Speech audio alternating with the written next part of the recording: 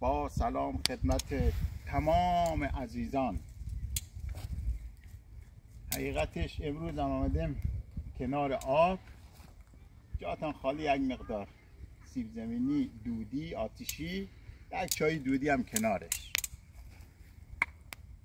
اگر بخوام براتان از این صحبت کنم که توی این روزگار بچه ها میاد به ماها چی میگه، از ما دیگه الان امو دختر ما احمد گفت که ای پدر جان، دیگه ما نه داداش مخواهیم نه آبجی مخواهیم، آینده دیگه نه کس عمو داره، نه دایی داره، نه خاله داره، نه عمه داره.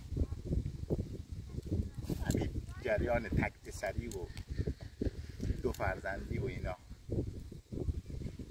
اگر مخوای از نقنقای ما خلاص بشی،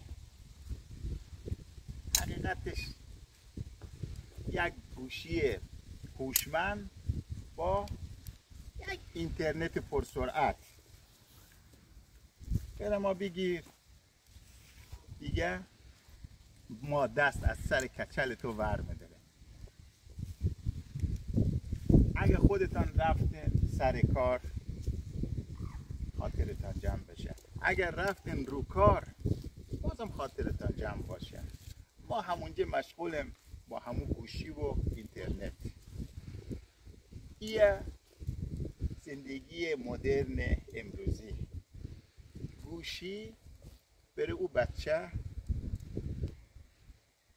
قوم و خویش، سرگرمی، ورزش، غذا، همه را جاش همون گوشی پر کرده.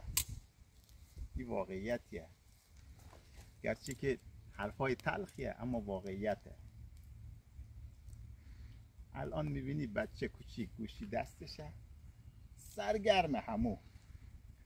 پدر و مادرم حال و حوصله نداره که با او تفلک یک سره کلنجار بره. ناچارن پدر و مادرم خوشحاله، میگه بابا همو ما را راحت بگذره. به هر حال آرزوی سلامتی و موفقیت. خدا یار و یاور همگی.